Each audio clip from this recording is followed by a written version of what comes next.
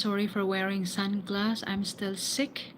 I got inflamed eyes due to the thyroid medicine I'm taking and cholesterol and many more diseases. I'm still sick. I'm sorry. Pasensya na po, may sakit pa rin ako hanggang ngayon kaya naka-sunglass, namamaga yung mata ko. Okay, to the letter sender, thank you so much, and this is the answer to your question. Okay, sa naka-experience po ng masabi ko na minsan ang pag-aasawa ay swertihan. Thank God, okay, mabait itong asawa ko. Sa mga taong naka-experience ng hindi talaga maganda, nai-imagine ko na ang hirap ng buhay kung ang napangasawa mo is mahirap kausap, may tantrums, mabilis magalit, mabilis mainis, maliit na bagay lang pinapalaki. Parang toxic kausap ang ganong tao. Okay, ito na po, babasahin ko. Since the content of my YouTube channel is about inspiring solutions, sana po ma-inspire kayo sa solutions na ito. Okay, 12 signs of a bad marriage according to relationship experts. So, pinag-aralan ng mga eksperto. According to the experts, ito po yung mga signs. So, ayan po, oh. So, babasahin ko. Okay, mas maganda naman talaga na i-share mo or itanong mo kaysa naman itago mo sa sarili mo na parang sasabog sa katagalan. Kasi iba po talaga ang na-share mo yung problema mo, nakwento mo sa ibang tao. Example, close family and friends.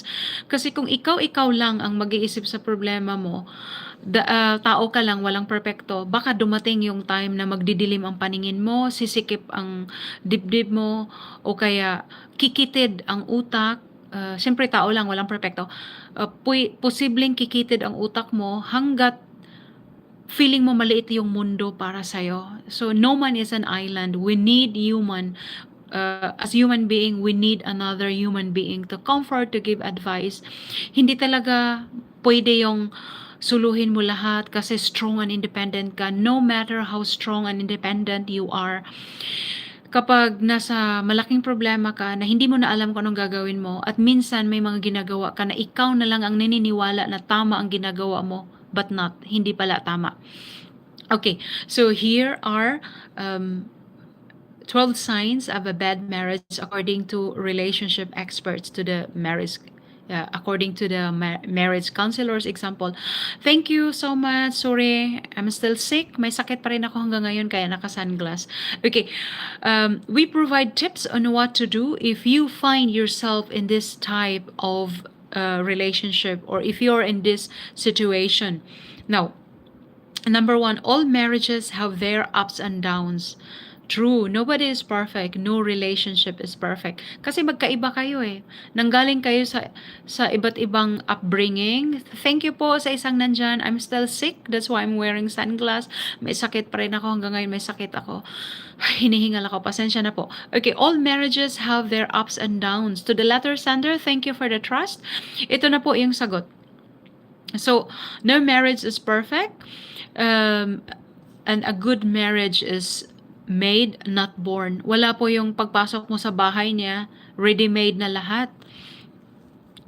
Titira ka na lang, uupo ka na lang, okay na lahat. Wala po. Tulungan mo rin siyang i-fix ang sarili niya.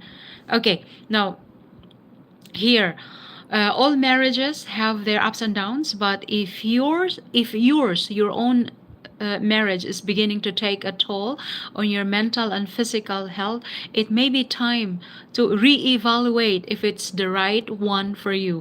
If a person stays in any long-term relationship in which their needs are being grossly undermet, they will experience some symptoms of anxiety or depression. That's according to the marriage expert and marriage therapist, Virginia Williamson. Yan po ang sinabi niya. She further notes that anxiety can show up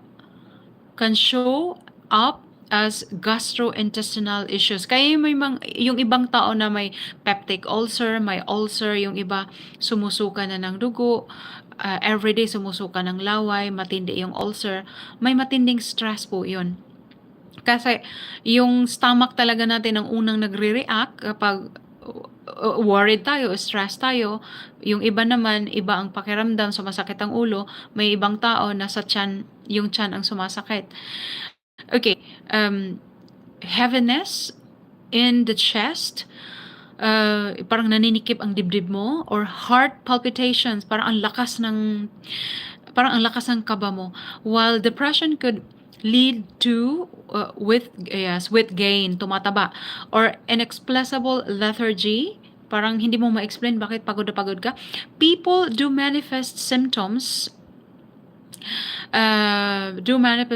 in different ways, and while all relationships hit rough patches, experiencing these feelings and their physical symptoms over a prolonged period of time might be an indication that something bigger is amiss.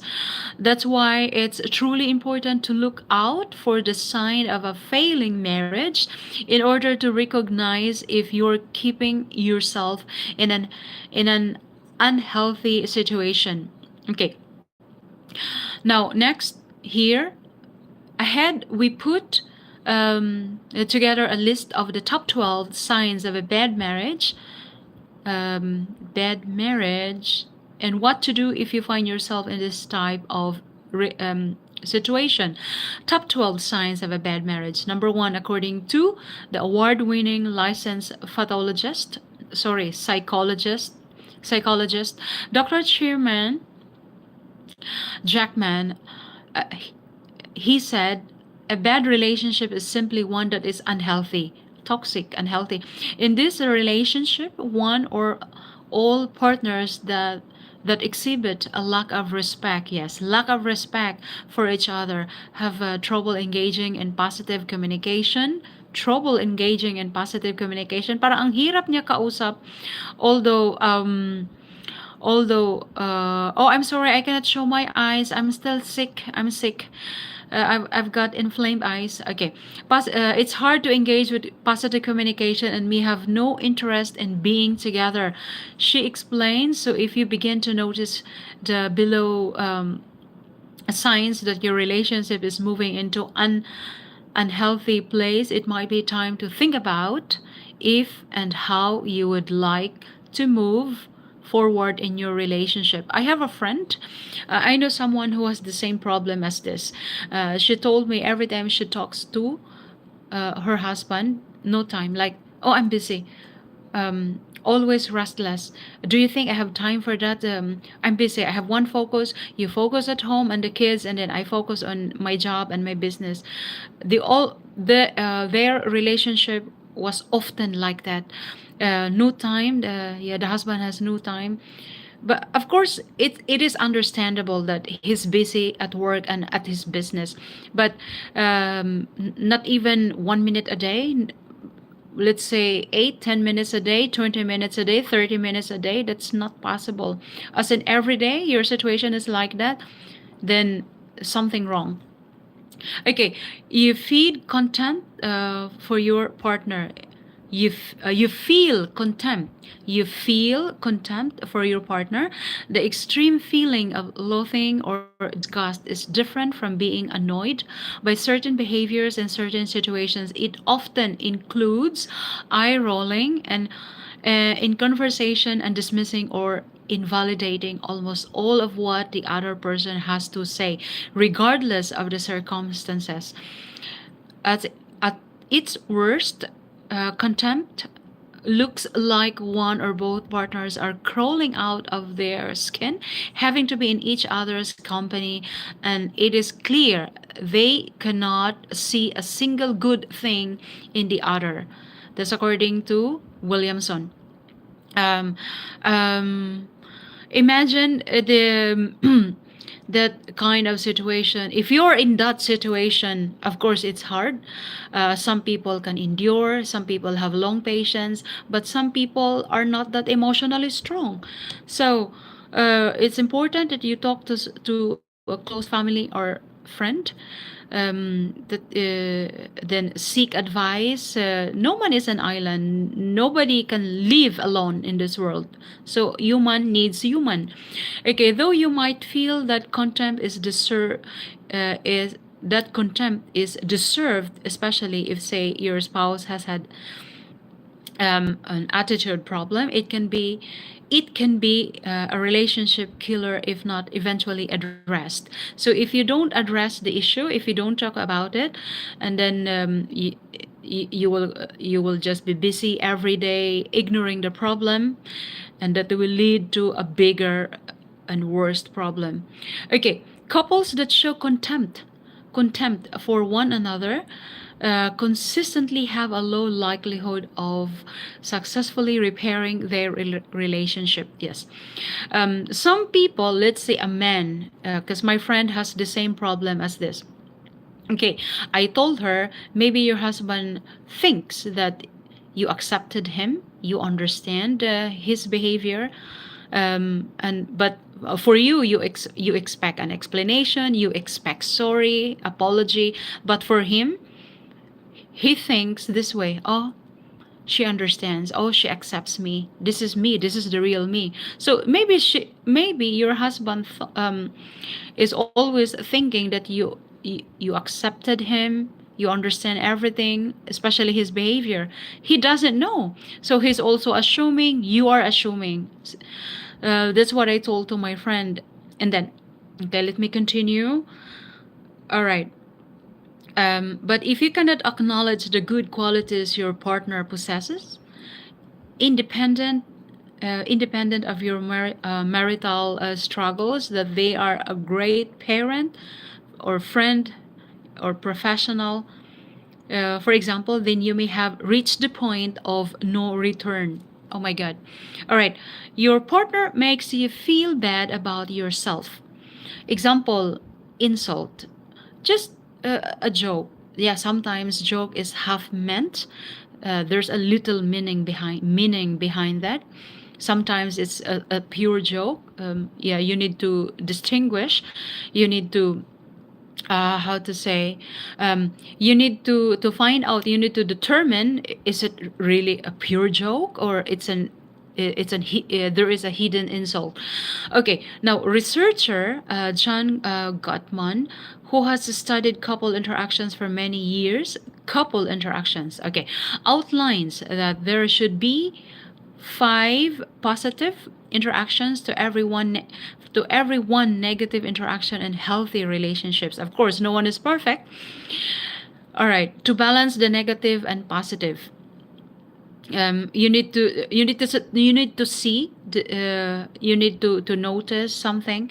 All right, Williamson, according to Williamson, so if you and your partner are experiencing far more negative interactions, more on negative interactions, toxic interactions, than the positive ones, this might be an indicator that you are in unhealthy relationship. Confront your partner about the issues caused directly by their behavior, especially if that behavior involves harsh criticism. Yes, like insults, name calling, name dropping of family members, example, or minimization of your feelings or experiences. Make a clear and assertive request for it to stop. Okay, because some people think this way. Some of my dito sa Netherlands, kababayan, somebody told me, oh, nahiya naman akong sumagot kasi mas matanda siya sa akin. 10 years yung gap. Mas matanda yung guy kaysa kanya. Sabi ko, baka naman inisip nung Netherlander na naintindihan mo siya, tanggap mo kung anong ugali meron siya. Baka inisip niya na naintindihan mo siya, tanggap mo siya kung sino siya, yun ang pagkaakala niya. Pero para sa'yo, nagtitimpi ka na, nagtatampo ka, parang you have been collecting mistakes for many years, tapos one day bigla ka na lang sasabog mag-file ng divorce. So that is not the solution. If the goal of your marriage is to file for a divorce in the future, then it's not a good goal. You need to talk to him. And sabi naman nung Pinay, kasi natakot ako dahil tuwing kinakausap ko, nagagalit. Sabi niya, Sa tingin mo may time ako diyan? O bakit ano naman ang complain mo, ganyan, ganyan. Baka naman para sa kanya balewala lang 'yan, para sa kanya simple lang yung mga insulto niya, yung pala ikaw nasasaktan ka na. May mga tao kasing hindi aware sa mga kinikilos nila kasi wala silang pakialam sa feeling ng iba. Although siguro naman may pakialam kasi wife ka, pero masyado siyang busy, naka-focus sa business niya or sa trabaho niya at nakikita naman niya sa ugali mo na tanggap ka lang ng tanggap, tahimik ka, palagi kang nagpapakumbaba. It's good to be humble, but not too much and not too often. Sumagot ka para alam ng tao kung ano ang boundaries mo. Okay, now, dito nakalagay, you feel controlled by your partner. Uh, Common ito kapag manipulative, controlling yung tao. Sometimes it's good to be controlling. Example, about health and safety. O wag ka pumunta doon kasi maraming reason na hindi maganda doon, it's not safe for you, example, not good for, yeah, for health and safety. Makinig ka na lang, ito yung advice ko kasi many valid reasons, many explanations, yung mga ganon, yun yung positive controlling type. Pero wag naman yung maliliit na bagay at halos lahat ng bagay kino-control, hindi na rin maganda yun kasi dapat give and take ang relationship dapat. Okay, now here, you feel controlled by your partner. In a healthy relationship, both partners should have the ability to influence the other's perspective, and each partner should be open to the other's influence safely. According to Williamson, your partner should be able to help you see things from their point of view, and then you should have the freedom to either alter or maintain your position and vice versa. But if your spouse limits your options or manipulates your choices, that is an indication that they don't view you as an equal. Yan ang mahirap eh. Yung hindi ka tinatrato as equal ng partner mo or husband mo or wife mo. Kasi dapat talaga equal kayo. Although sabihin natin na mas in love yung guy kaysa girl or mas in love yung girl kaysa yung guy.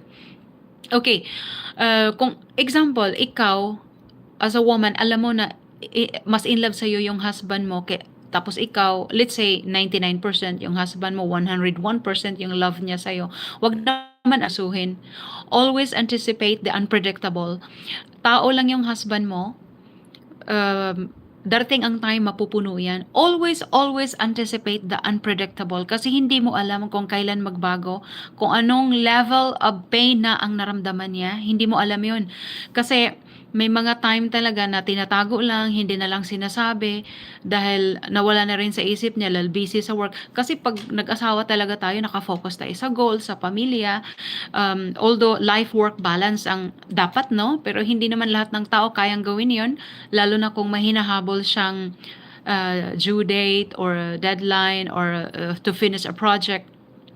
Or may mga tao talagang masyadong workaholic na hindi kayang mag-balance ng lifestyle. Parang hindi madali sa kanya ang life-work balance. May mga taong ganun. So, ikaw as a wife, tulungan mo na lang siya, i-guide mo na lang. Tapos, number one talaga is open and honest communication. The number one ingredient for a happy, successful marriage is open and honest communication. Wala ka dapat itatago. Open. Hi, hello po, pasensya na, nawala yung signal. Okay, to the letter sender, thank you for the trust, thank you for the question. That's what I can say. That's all I can say.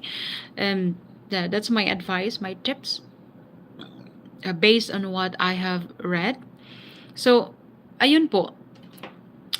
You don't have the reading device. You are not God to read a person's mind. So, be open and honest. Kahit sa tingin mong, wag na lang kasi baka mainsulto, baka magalit, baka magtampo. No, i-try mo pa rin. Kasi, if you don't ask, the answer is always no. So, always try. You can say it in a nice way. Hindi mo naman kailangan makipag-argue, hindi kailangan mag-away, hindi kailangan yun. So, iprangka mo lang. Halimbawa na, alam mo, the other day, ganito, ganyan. Did I understand it right? Mali lang ba ang pagkaintindi ko? Nag-joke ka lang ba? Or wala lang yun sa'yo? Did I understand it right? Kasi kung mali yung pagkaintindi ko sa action na ginawa mo, okay, I will let you explain, makikinig ako. Ganun lang. Ang problema kasi, ang nangyari is, nauuna yung pride, nagtatampo, Ako, 3 days ko lang na-meet ang Dutch husband ko. Dito kami sa Netherlands nagkakilala through online chat. So after chatting online, nagkita kami personal. Nandito, I was here in Netherlands as tourist. Nagkita kami dito. And then, ayun, he visited the house where I stayed in for 3 days consecutive, for 3 days in a row. Then nagkwentuhan kami. After 3 days, he proposed to me and we get married in Netherlands. And from that 3 days, we have been married for 18 years now and beyond. So, depende talaga yan. Mabait din kasi talaga siya, itong husband ko. And pareho kaming pure single nung nagkakilala kami. Pareho kaming pure single. And all I can say is could be destiny, God's plan, because I never dreamed to marry a foreigner. I don't like foreigner from the start. I was like how to say, I was too traditional, I don't know, because when I was young in Philippines, yeah, after graduating from university, I started working, and then I told myself I will not get out of the country Philippines. I will not get any passport because I don't want to get out of my country. I like to say in Philippines. And one day I met this guy, my husband, and he said, you need to get passport to process a fiancé visa. You need to come to the Netherlands and let's get married in Netherlands. So from that 3 days, now we have been married for 18 years and we are fine. Sometimes we fight about health. Kasi ang hirap niya, he's very choosy, picky when it comes to food. But we compromise, we talk, we communicate, we're open and honest. Okay, thank you so much and see you again next time.